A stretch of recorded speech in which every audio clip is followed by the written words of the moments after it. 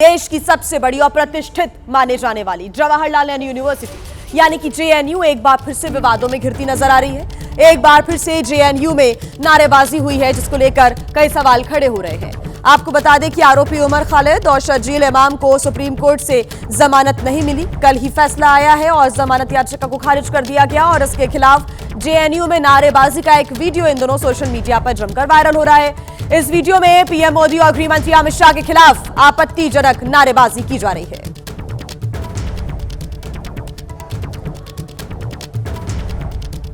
तो देखिए, 7 आरोपियों के लिए जो जमानत याचिका है वो लगाई गई थी और उसके बाद कल सुप्रीम कोर्ट में सुनवाई हुई है। उमर खालिद और शर्जील इमाम को जमानत नहीं मिली, बाकी के जो 5 आरोपी उनको जमानत मिल गई है। लेकिन शर्जील को और साथ ही उमर खालिद को जब जमानत नहीं मिली तो जेएनयू के अंदर यहां नारेबाजी की गई है। आपत्तिजनक नारेबाजी का ये जो वीडियो है वो जमकर वायरल हो रहा है। आपको बता दें कि पीएम और गृह मंत्री के खिलाफ यहां पर यह आपत्तिजनक टिप्पणी करने का वीडियो सामने आया।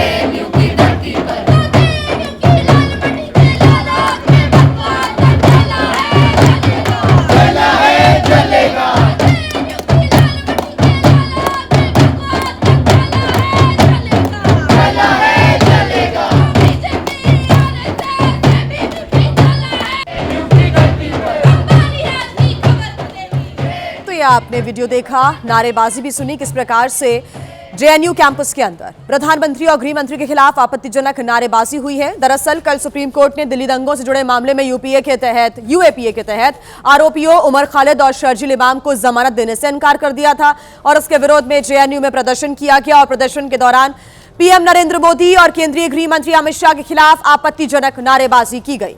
इसका यह पूरा वीडियो अब सोशल मीडिया पर भी जमकर वायरल हो रहा है। एक वीडियो वायरल हुआ जिसमें गृह मंत्री और अमित शाह के बारे में आपत्तिजनक नारेबाजी की गई। कौन थे वो लोग और क्या था उनका मकसद? सबसे पहले सर, ये आप जेएनयू में आए हैं तो जेएनयू वामपंथियों का गढ़ रहा है, जो हर बार सरकार की तमाम नीतियों का विरोध करती है। लेकिन कल जब हमारे सुप्रीम कोर्ट, जो देश की अपेक्स बॉडी है, उसके द्वारा शर्जील इमाम और उमर खालिद की बेल डिनाई किया गया, जो देश की विरोधी ताकतों को कंस्पिरेसी में शामिल थे, उनको 5 साल जेल में रहने के बाद कल फिर से डिनाई कर दिया। होना भी चाहिए, इसका मैं पूर्ण रूप से सपोर्ट करता हूँ। इसके विरोध में जेएनयू एसयू जो चुन के आए हैं, इस पर जो स्टूडेंट यूनियन में चुन के आए, उनके द्वारा शर्जील इमाम और उनका बेल को नहीं मिलने की वजह से उस विरोध में उन्होंने कल साबरमती ढाबे पर इकट्ठा होकर पुतला दहन किया और उन्होंने हमारे देश की मोदी और शाह जो हैं इनके खिलाफ नारेबाजी की, जमकर नारेबाजी की। और ये वही हैं जो हर बार देश विरोधी जितने भी कंस्पिरेसी होती है उनके साथ हमेशा खड़ा होते हैं, तो इनके लिए ये नया नहीं है। तौर पर एबीपी के जो वाइस प्रेसिडेंट हैं जेएनयू से, मनीष, वो हमारे साथ मौजूद हैं। मनीष से बात कर लेते हैं। जो वीडियो सोशल मीडिया पर वायरल हो रहा है, क्या वो स्टूडेंट आइडेंटिफाई हुए? वो कौन से थे, किस पार्टी से थे, कुछ आइडेंटिफाई हुआ? वो जेएनयू के मेंबर है और उसके साथ में जो वामी इकोसिस्टम है उसके लोग हैं। ये वही लोग हैं जो झोपड़ी भी जलाते हैं और बाद में मातम भी मनाते हैं। ये वही है जैसे कॉन्स्टिट्यूशन के समर्थन के लिए कॉन्स्टिट्यूशन बचाओ जैसे आंदोलन भी चलाएंगे और उसी कॉन्स्टिट्यूशन के तहत जब इनके खिलाफ कोई कार्रवाई होती है तो उसके खिलाफ प्रोटेस्ट या मार्च करने वाले ये वही लोग हैं। मनीष, पहचानते हैं आप? वीडियो में किसी को आपने पहचाना कि वो स्टूडेंट कौन है? जेएनयू के ही स्टूडेंट हैं या बाहर के स्टूडेंट? कुछ उसमें बाहर के स्टूडेंट्स भी है और कुछ उसमें जेएनयू के जो पदाधिकारी है, अभी प्रेसिडेंट हो गया, वाइस प्रेसिडेंट हो गया, सेक्रेटरी हो गया, ज्वाइंट सेक्रेटरी हो गया, ये उसमें मौजूद हैं। तो क्या आप लोग जेएनयू प्रशासन या दिल्ली पुलिस से इस पूरे वीडियो को लेकर शिकायत करेंगे? प्रशासन से मिले अभी आप लोग? हम इसके खिलाफ पुलिस प्रशासन में भी और जेएनयू प्रशासन में भी इसकी शिकायत करेंगे और कड़ी से कड़ी उन पे कार्रवाई हो इसकी मांग करेंगे। तो देखिए, जेएनयू में विवादित नारेबाजी पर बीजेपी ने कड़ी आपत्ति भी व्यक्त की है। बीजेपी प्रवक्ता प्रदीप भंडारी ने कहा है कि उमर खालिद, शर्जील इमाम के समर्थन में बीती रात जेएनयू में अर्बन नक्सल ने नारेबाजी की है। ये विरोध नहीं, भारत विरोधी सोच का प्रदर्शन है। शिक्षाविद, डॉक्टर, इंजीनियर भी बौद्धिक आतंकवादी हो सकते हैं। तो जेएनयू में जो विवादित नारेबाजी की गई है उसको लेकर बीजेपी ने यह बयान दिया है। बीजेपी प्रवक्ता प्रदीप भंडारी ने यह कहा है कि जो शिक्षित डॉक्टर्स हैं, इंजीनियर हैं, वो भी बहुतेक आतंकवादी हो सकते हैं, ये उन्होंने कहा है।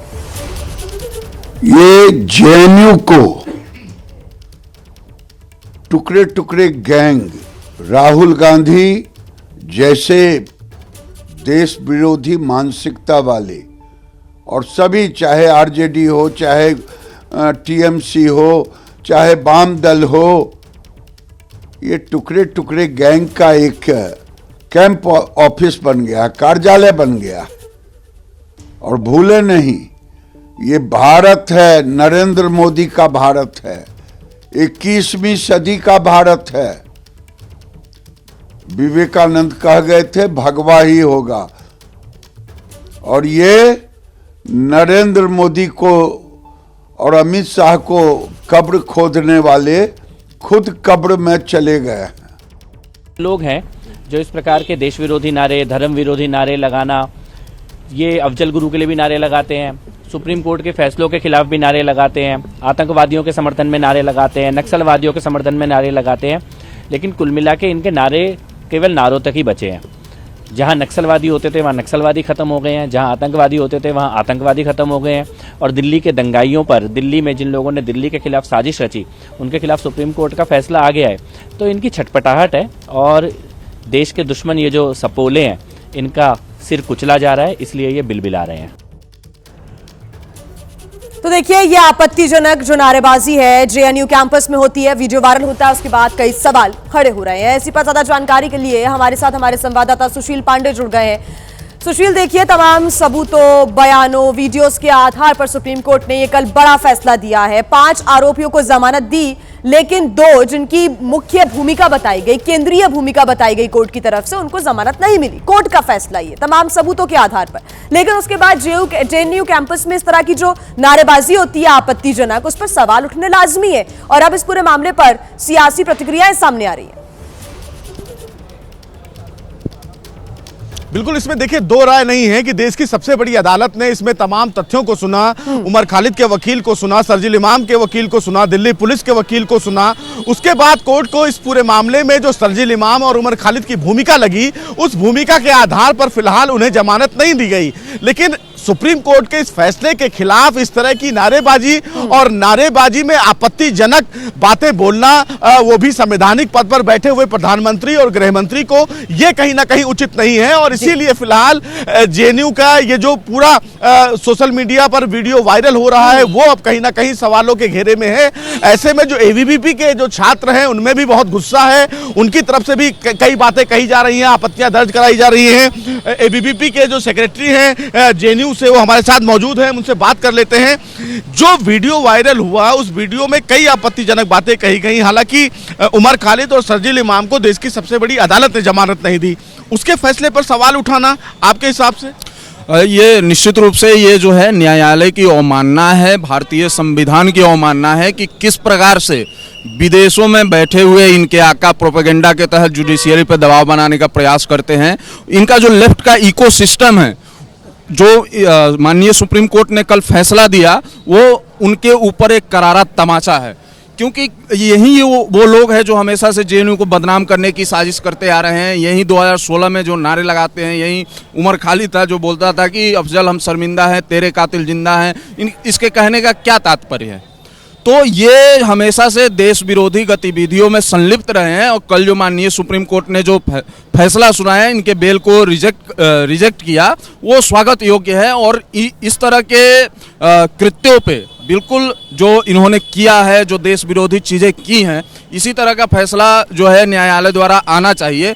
और ये लोग आरएसएस की कब्र खोदने की बात करते हैं, एबीवीपी की कब्र खोदने की बात करते हैं। एबीवीपी में आज 70 लाख से भी ज़्यादा कार्यकर्ता हैं। आरएसएस के करोड़ों स्वयंसेवक जो है समाज के लिए काम कर रहे हैं, राष्ट्र को प्रथम मान करके काम कर रहे हैं। तो क्या ये करोड़ों स्वयंसेवकों की कब्र खोदना चाहते हैं? वीडियो में जो लोग हैं, देखिए, यहाँ पर सुशील कई तरह के सवाल अब खड़े हो रहे हैं। बीजेपी ने इसको बौद्धिक आतंकवाद भी बताया है। इसको लेकर और क्या प्रतिक्रियाएं सामने आती है, इस पर हमारी नजर आएगी।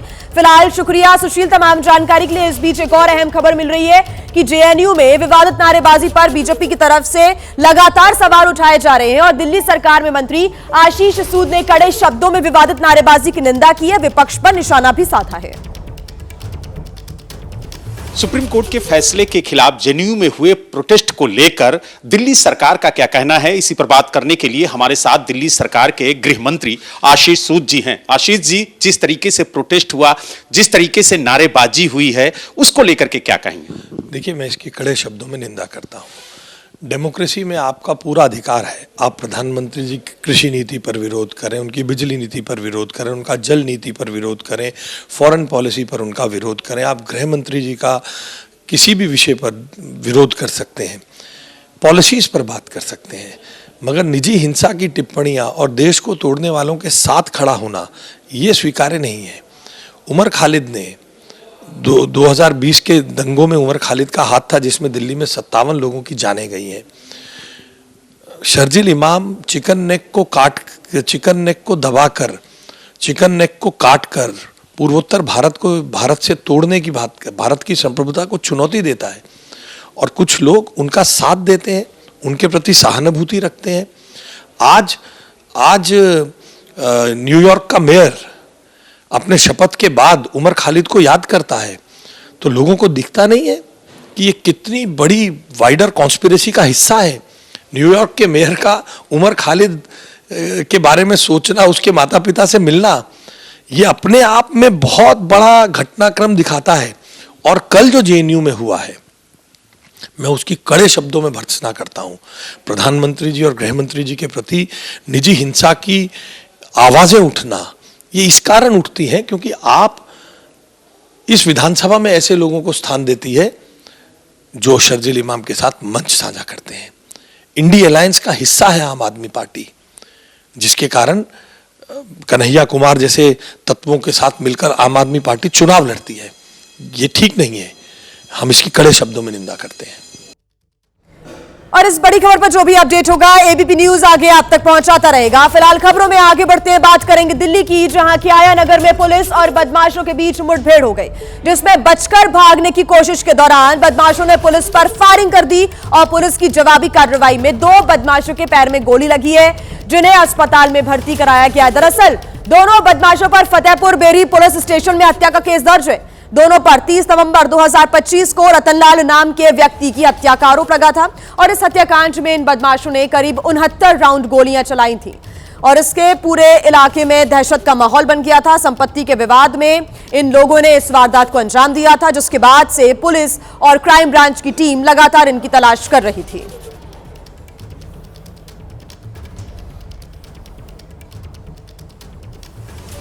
और आइए बात करेंगे फिरोजाबाद की, जहां पर पुलिस ने नाबालिग से रेप के आरोपी को मुठभेड़ के बाद गिरफ्तार कर लिया है। वारदात के बाद से ही पुलिस उसकी तलाश में जुटी हुई थी। पुलिस को मुखबिर से सूचना मिली कि सहरोज नाम के एक युवक, एक आरोपी प्राणपुर रोड पर वो खड़ा हुआ है और पुलिस की 2 टीमों ने उसको घेर लिया है और सरेंडर करने को कहा है। गिरफ्तार करने की कोशिश के दौरान आरोपी ने पुलिस को जान से मारने की नीयत से गोलियां चला दी। पुलिस की जवाबी कार्रवाई में आरोपी के पैर में गोली लगी है, जिससे वो घायल हो गया। पुलिस ने उसके पास से अवैध तमंचा और कारतूस बरामद कर लिया है। आगे की जो कार्रवाई है अब वो पुलिस कर रही है। मुठभेड़ के दौरान पुलिस पर आरोपी ने फायरिंग की, जवाबी कार्रवाई पुलिस की तरफ से की गई और आरोपी के पैर में गोली लगी है, उसको पकड़ लिया गया है और अब आगे की जो प्रक्रिया है कार्रवाई को लेकर वो की जा रही है। थाना पुलिस वहां पहुंची, जैसे ही अभियुक्त को गिरफ्तार करने का प्रयास किया गया, अभियुक्त द्वारा जान से मारने की नियत से पुलिस पार्टी ने फायर किया। पुलिस पार्टी ने जवाबी कार्रवाई करते हुए फायर किया तो अभियुक्त के पैर में गोली लगी, जिससे घायल हुआ। देखिए, ग्रेटर नोएडा के दादरी में हरकेश हत्याकांड के आरोपी पुलिस मुठभेड़ के बाद गिरफ्तार कर लिए गए हैं। दादरी में गाड़ी हटाने के बाद जो विवाद हुआ उसमें हरकेश की पीट कर हत्या कर दी थी और ऐसे में वारदात के बाद से ही आरोपी फरार बताए जा रहे थे। पुलिस को आरोपियों की लोकेशन पता चली, टीम ने आरोपी को घेरा और मुठभेड़ में दोनों ही आरोपियों के पैर में गोली लगी है, दोनों को पकड़ लिया गया है। अब तक पुलिस ने इस मामले में 3 आरोपियों को अरेस्ट किया है। हरकेश हत्याकांड के बाद से ही परिजनों ने लगातार आरोपियों के एनकाउंटर की मांग की थी, जिसके बाद पुलिस जवाबी यहां पर कार्रवाई करती हुई नजर आई है। हरकेश हत्याकांड में ये बदमाश आरोपी हैं। गाड़ी हटाने को लेकर पूरा विवाद हुआ था, जिसके बाद इन आरोपियों ने हरकेश की पीट कर हत्या कर दी थी। अभियुक्तों की गिरफ्तारी के लिए तत्काल कई टीमों का गठन किया गया था। थाना दादरी पुलिस ने त्वरित कार्रवाई करते हुए 2 अभियुक्तों को मुठभेड़ के दौरान गिरफ्तार किया गया है। और आइए अब बात करेंगे राजस्थान की, जहां के कोटा में एक ऐसा चोर पकड़ा गया है जो चोरी करने के लिए एक घर के अंदर गया था, लेकिन बाहर निकलते वक्त ये एग्जॉस्ट फैन के लिए बनाए गए होल में ही फंस गया और उसकी चोरी पकड़ी गई। यहां पर देखिए आप तस्वीरें आप देख सकते हैं। हॉल में फंसे हुए चोर की जानकारी पुलिस को दी गई है। इस होल में ये चोर फंस गया, यहां से भागने की वो कोशिश कर रहा था। पुलिस की टीम मौके पर पहुंची और चोर को एग्जॉस्ट फैन के लिए बनाए गए होल में से बाहर निकाला गया। पुलिस के जवानों ने सीढ़ियां यहां पर लगाई और किसी तरह से चोर को बाहर निकालकर उसे अरेस्ट किया गया। चोरी का यह पूरा मामला बोरखेड़ा इलाके के प्रतापनगर का है, जहां पर इस शातिर चोर ने घर के अंदर दाखिल होने और बाहर निकलने के लिए एग्जॉस्ट फैन के लिए बनाए गए होल को रास्ता बना लिया था और इसके बाद उसकी कोशिश लेकिन यहां पर नाकाम साबित होती है। इस होल में ही वो फंस गया और उस वक्त लोग और भी ज्यादा हैरत में पड़ गए जब यह मालूम चला कि चोर चोरी करने के लिए बड़ी गाड़ी लेकर पहुंचा हुआ था और उस गाड़ी पर पुलिस का स्टिकर लगा हुआ था। लोगों ने बताया कि चोर का एक और साथी भी था, लेकिन वो मौके से फरार हो गया।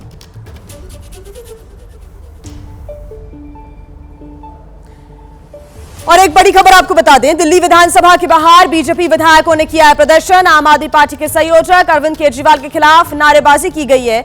आवारा कुत्तों के मामले को लेकर यह प्रदर्शन किया गया। बैनर पोस्टर्स के साथ बीजेपी के तमाम विधायक दिल्ली विधानसभा के बाहर पहुंचे और जमकर प्रदर्शन यहां पर किया गया। नारेबाजी की गई। आम आदमी पार्टी पर झूठ अफवाह फैलाने का आरोप लगाते हुए नारेबाजी की गई है।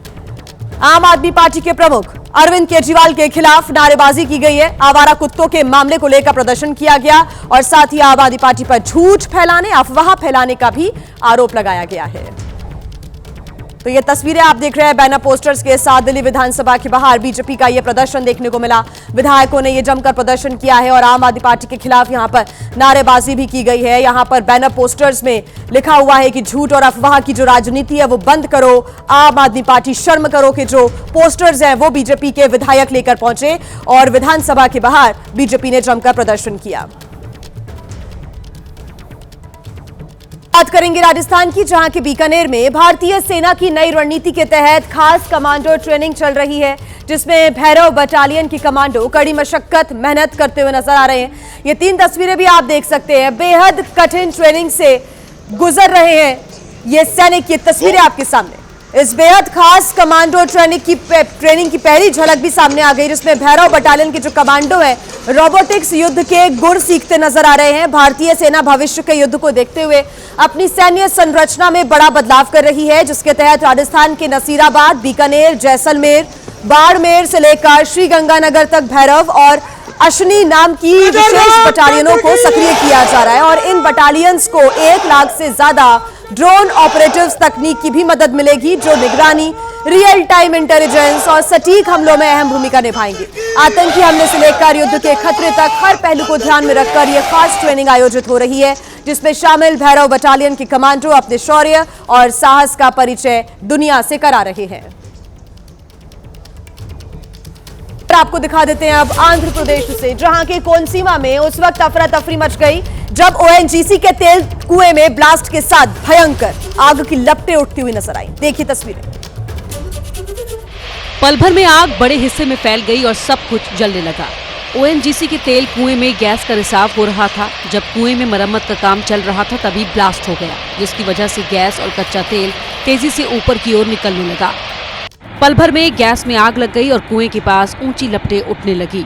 आग इतनी भीषण थी कि वहां पर काम करने वाले लोग प्लांट को छोड़कर भागने लगे। हालात को देखते हुए प्रशासन ने इरुसुमुंदा और आसपास के कई गांवों को खाली करा दिया और प्रशासन ने तुरंत लाउडस्पीकर के जरिए लोगों से बिजली के स्विच बंद करने, गैस चूल्हा न जलाने और किसी भी इलेक्ट्रॉनिक उपकरण इस्तेमाल न करने की अपील की। बमुश्किल दमकल कर्मियों ने आग पर काबू पाया। बता दें, ओएनजीसी की राजामुंद्री एसेट में उत्पादन बढ़ाने के लिए करीब 1402 करोड़ रुपए का ठेका मिला था। तो वहीं उत्तराखंड के रुद्रप्रयाग जिले में मौजूद केदारनाथ धाम में बर्फबारी का सिलसिला जारी है और उसकी वजह से केदारनाथ धाम के आसपास सिर्फ बर्फ की सफेद चादर नजर आ रही है। लगातार हो रही बर्फबारी की वजह से पारा तेजी से नीचे लुढ़क रहा है। रात में तो तापमान -15 डिग्री तक पहुंच जाता है, जिससे यहां पर मौजूद लोगों की मुश्किलों में भी इजाफा हो रहा है। तस्वीरें आप देख सकते हैं कैसे पूरा इलाका बर्फ के आगोश में लिपटा हुआ दिखाई दे रहा है, जिसका असर अब यहां पर हो रहे पुनर्निर्माण के कार्यों पर भी दिख रहा है पड़ता हुआ। ऐसे में बर्फबारी की वजह से हुई कड़ाके की ठंड की वजह से यहां पर काम जारी रखना बेहद मुश्किल है। केदारनाथ धाम में पिछले 40 दिन से मजदूर सीवर लाइन और पीने के पानी वाली जो पाइपलाइन है उसको बिछाने में जुटे हुए हैं, लेकिन भारी बर्फबारी की वजह से उन्हें काम करने में काफी दिक्कतों का सामना करना पड़ रहा है।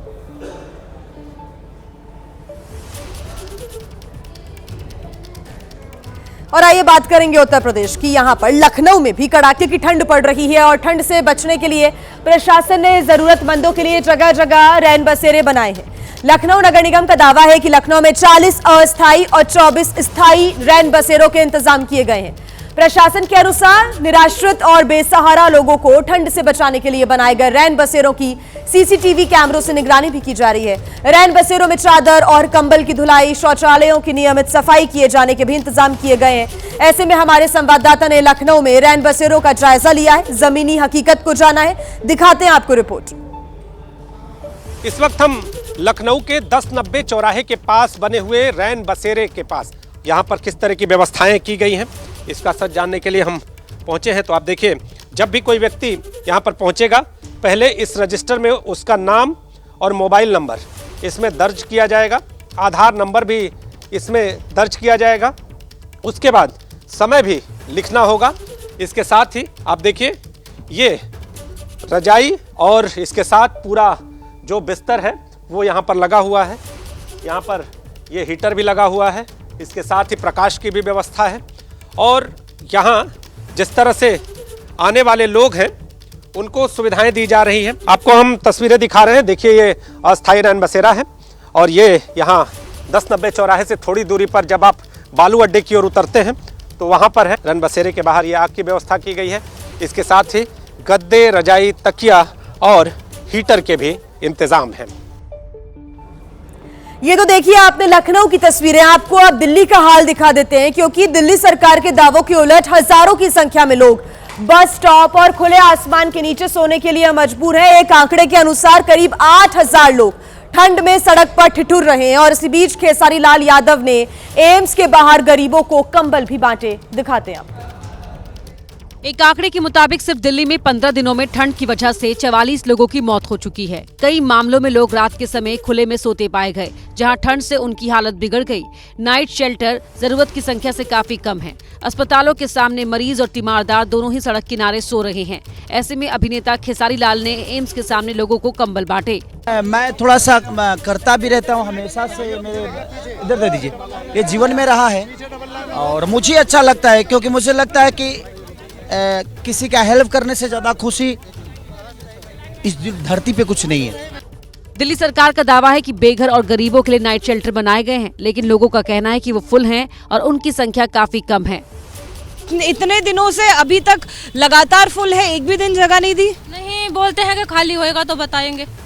हाँ, नंबर लिया है आपका, बताएंगे कैसे? नहीं, नंबर नहीं लिया। आने सुबह ही आ जाना तो पूछ लेना एक बार। तो गई थी आप सुबह को पूछा? गए थे तो फुल था, उधर खाली नहीं हुआ। को देखिए, लोगों की संख्या देखिए आप, कोई एक आध लोग नहीं है। मैं जिस तरफ भी जा रही हूँ, चाहे वो ये इलाका हो या 4 कदम पीछे हो, इस तरह से सड़क पर सोने वाले अनगिनत लोग आपको इस वक्त नजर आ रहे हैं। अब देखिए, दिल्ली में अस्पतालों के बाहर, बस स्टॉप पर भी लोग सोते हुए नजर आए। मरीज और तीमारदार दोनों सड़कों पर ठिठुरन को मजबूर हैं और ऐसे में लोग रैन बसेरों के बाद सड़क की पटरियों से भी कब भगा दिए जाएं, ये पता नहीं है। एम्स और दिल्ली के बड़े अस्पतालों के बाहर सड़क किनारे खुले आसमान के नीचे लेटे लोग ठंड में भुगतने को मजबूर हैं। रैन बसेरे फुल हैं, अस्पताल में रुक नहीं सकते।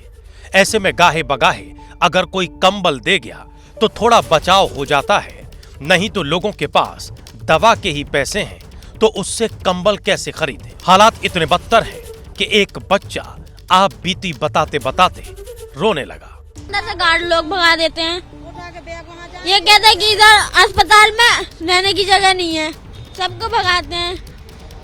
दिल्ली में 8000 नाइट शेल्टर की जरूरत है, लेकिन इंतजाम केवल 320 का है। अस्पतालों के आसपास सिर्फ 16 पगोड़ा टेंट लगाए गए हैं, जिनकी कुल क्षमता 320 के करीब है। ऐसे में करीब 8000 लोग खुले आसमान के नीचे सोने को मजबूर हैं। कोई सुविधा नाम की चीज नहीं है, केवल यहाँ का डॉक्टर भगवान है। डॉक्टर बहुत अच्छी बात करता है, बकाया छोटा कर्मचारी और गार्ड तो इतने के वो ऐसे करते जैसे कोई खूंखार अपराधी के पीछे पड़ गए हों सर। ये है यहाँ की दशा। दिल्ली में कड़ाके की ठंड सिर्फ मौसम की मार नहीं है, ये सिस्टम की नाकामी की भी कहानी है। दिल्ली की सर्दी हर साल आती है, लेकिन हर साल वही सवाल रहता है। तो वही नए साल के पहले मंगलवार पर अयोध्या की हनुमानगढ़ी में श्रद्धालुओं की भारी भीड़ देखने को मिल रही है और सुबह से मंदिर में बजरंगबली के दर्शन के लिए भारी संख्या में श्रद्धालु मंदिर पहुंच रहे हैं। मंदिर में लाइन लगाकर हनुमान जी के दर्शन और पूजन कर रहे हैं। हजारों की संख्या में श्रद्धालु आज अयोध्या के हनुमानगढ़ी मंदिर पहुंचे हैं और यहां पर भक्त कतार में लगकर राम भक्त हनुमान जी का आशीर्वाद लेते नजर आ रहे हैं। भक्तों की भारी भीड़ को देखते हुए मंदिर परिसर में सुरक्षा के चाक चौबंद इंतजाम किए गए हैं। नए साल पर हनुमानगढ़ी के दर्शन की परंपरा काफी पुरानी है और इसके तहत आज भारी संख्या में भक्त मंदिर पहुंच रहे हैं। मंगलवार का दिन बेहद खास और यहां पर उन्होंने हनुमान जी से सुख, शांति और समृद्धि की कामना की है।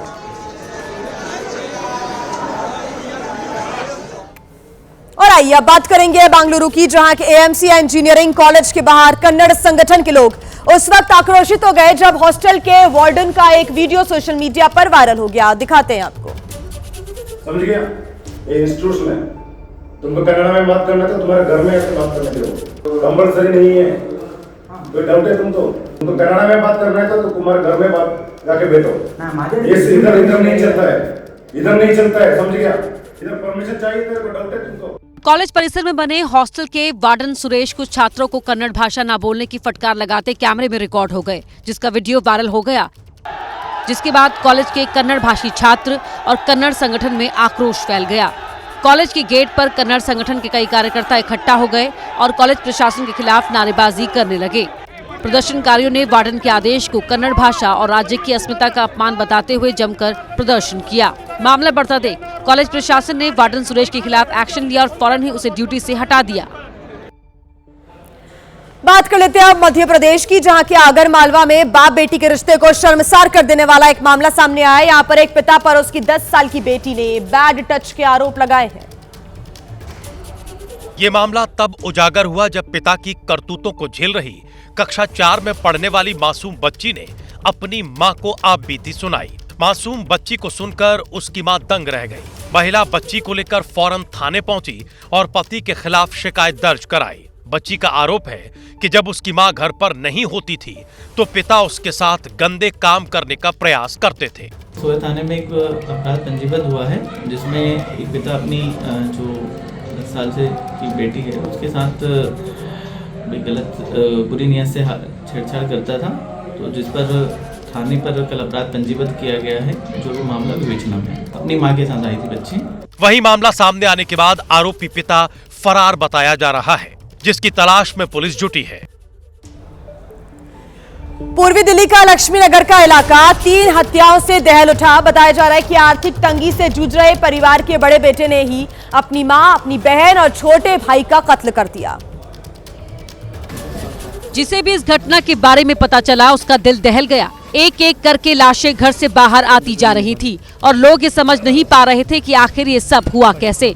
बताया जा रहा है कि 25 साल का यशवीर हरियाणा का रहने वाला है और पूर्वी दिल्ली के लक्ष्मीनगर में किराए के मकान में रहता है। यशवीर के साथ घर में मां, बहन मेघना और एक भाई मुकुल रहता था।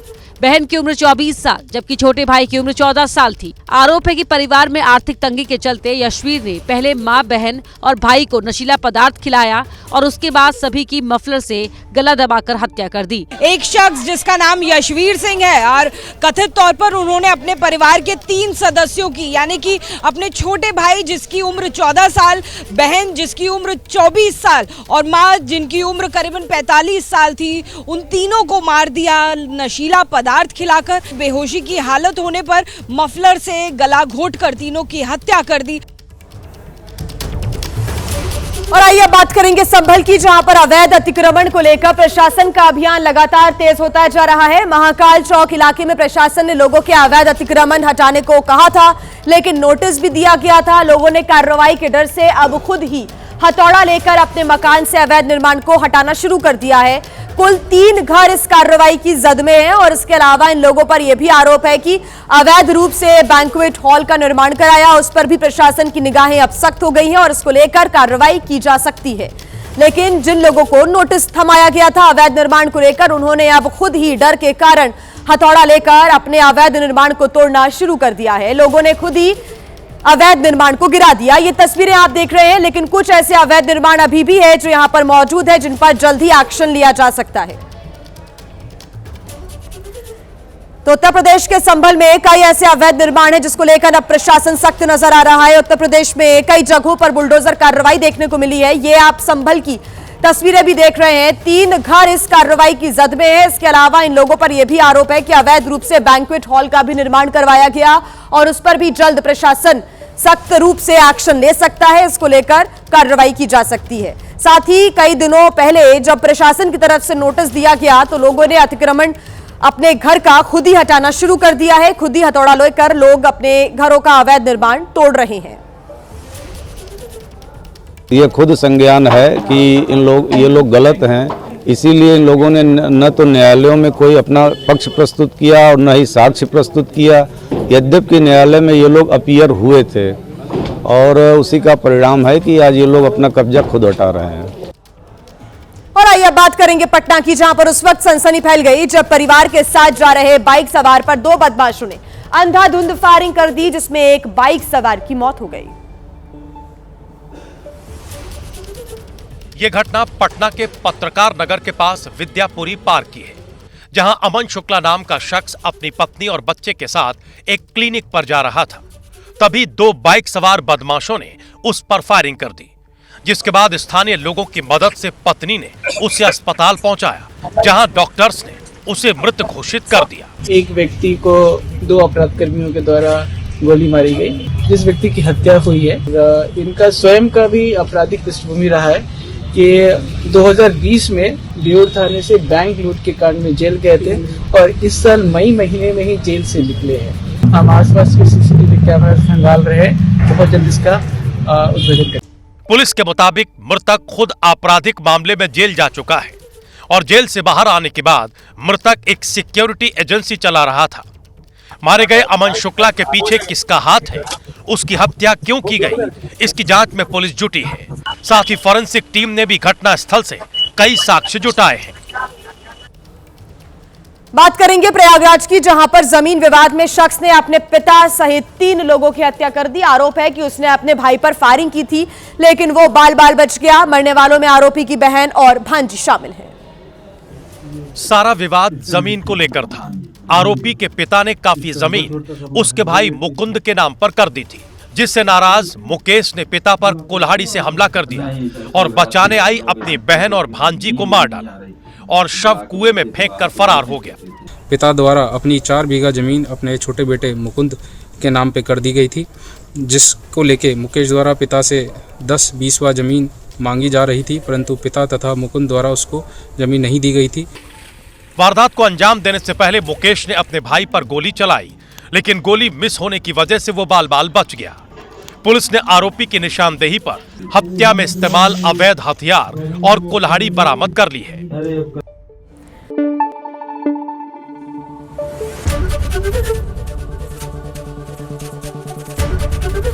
एबीपी न्यूज आपको रखे आगे।